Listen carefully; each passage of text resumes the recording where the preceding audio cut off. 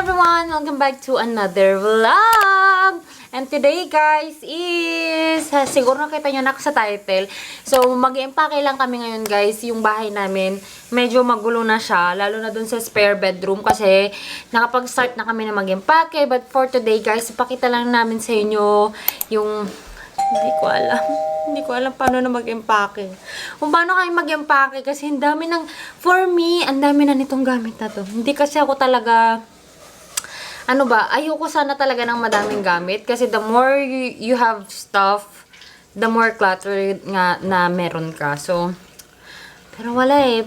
Parang yung mga gamit naman namin, yung mga furnitures naman namin, basic lang, pero hindi ko alam kung bakit ang dami na naman naming gamit. But anyway guys, yun, mag-empake kami kasi mag-ano na kami, maglilipat na kami by next week or baka magdahan-dahan na kaming maglipat tomorrow, starting tomorrow, yung mga magagaan lang, ganun. Pero na kasi sa amin yung susi ng apartment na pupuntahan namin. Anyway, let's start packing kasi mahaba-habang pag-empake pa ang gagawin natin. Ayan guys, so ang uunahin ko po na aking i-empake ngayon is our clothes. So this part is, ito yung mga ibang damit ko.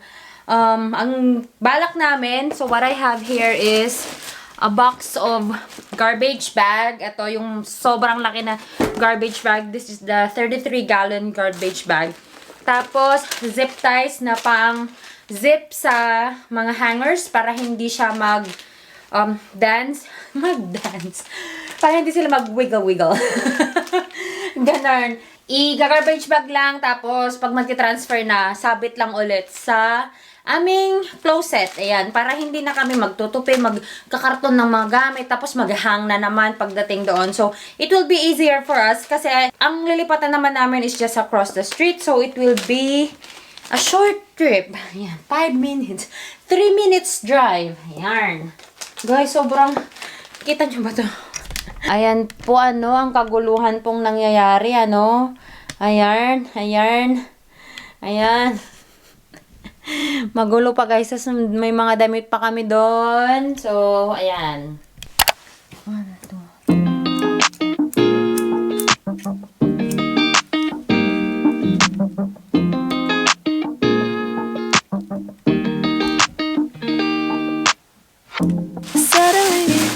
Settling down. Falling in love, not falling out. I keep on falling. Each of us both done in the crown. So guys, wala na kami mga ganito, yung mga galing Costco tsaka Sam's Club na mga Both called it from the toilet paper, beginning. and this one is kitchen towels. Imumove na namin The right to be lang para mas secure sila. Do what we gotta do to stay winning. Fuss and the fights will keep and trust. And you make me wanna say I love you better today than yesterday. Every day is gonna play out the same. Ay, I love you better today than yesterday. Every day is gonna play out the same. It's gonna play out the same. Growing as one, not growing apart. Say what we mean, say it from the heart. From the heart. Wrinkles and grays, don't be alarmed, because you're safe with me. The beautiful signs of our story so far. So far. Both called it from the beginning. We called it. We knew that there had to be us. Knew that there had to be us. Do what we gotta do to stay winning. Lots of fights will keep trust. And you make me wanna say I love you better today than yesterday. And every day is gonna play out the same. It's gonna play out the same. I love you better today than yesterday. And every day is gonna play out the same.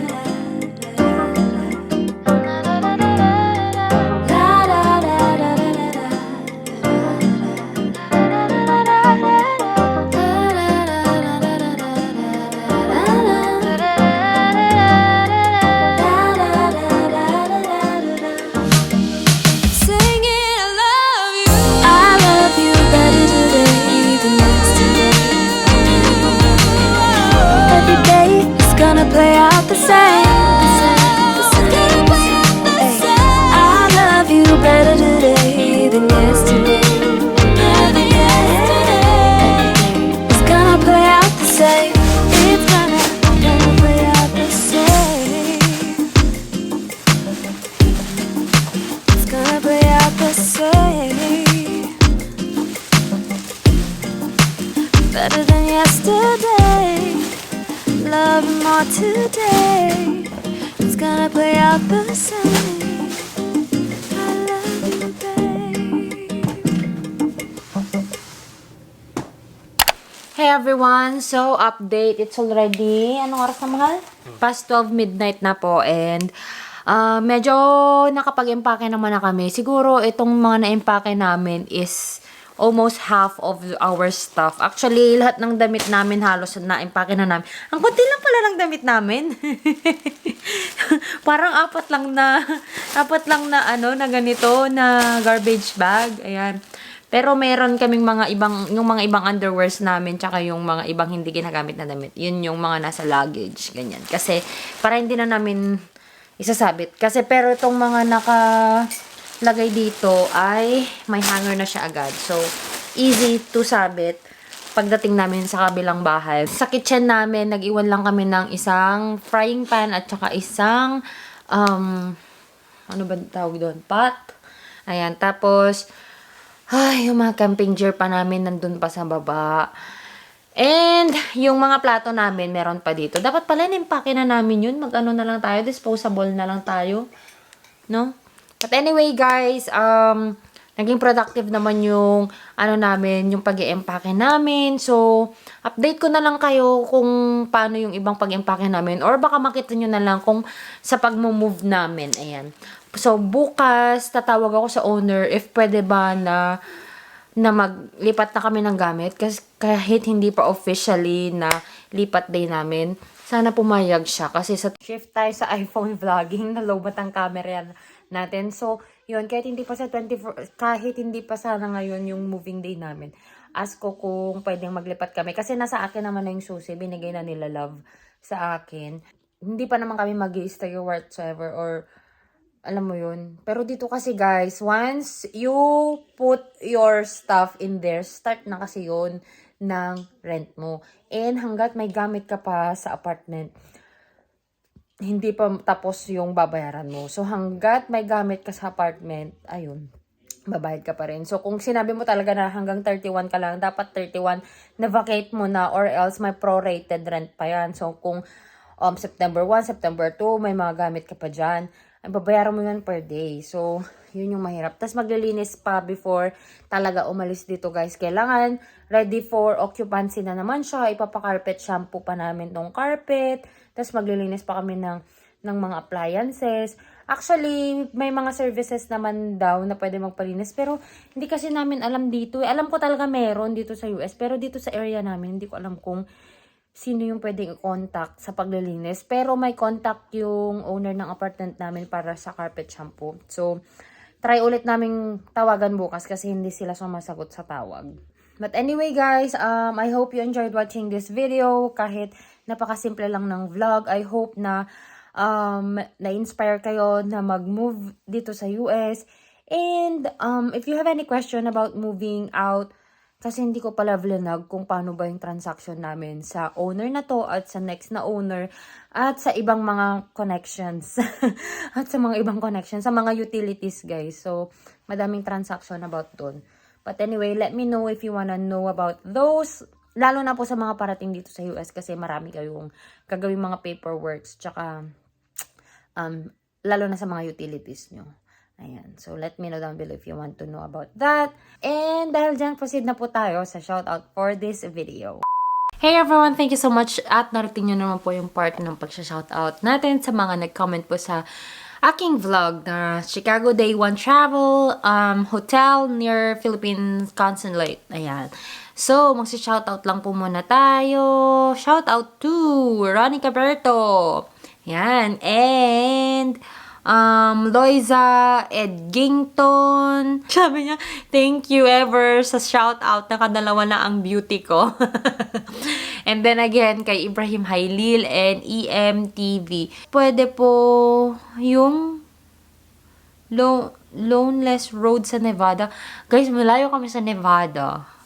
Ang travel namin papuntang California from Iowa, if it's by land, it's going to be 21 hours, I think. 20-something hours. Kung di ako nagkakamali. Malayo kami. So, hindi natin alam kung malay mo. darating yung time na makapunta kami doon kasi gusto rin pumunta talaga din ni Mac sa bandang Las Vegas. So, we'll see. Ayan. Thank you so much everyone sa panonood po ng vlogs. And if you haven't followed me yet on my Instagram and on my Facebook, the name is Joy of Mia. And of course, if you haven't subscribed to this channel yet, please do subscribe. And yun, salamat sa pag-support and all of that. I hope to see you guys on my next one. Bye! Afternoon sun starts to peek through the clouds. We take the back streets to avoid the crowds. Waltz over sidewalks and twirl in the breeze. She'll catch me if I get weak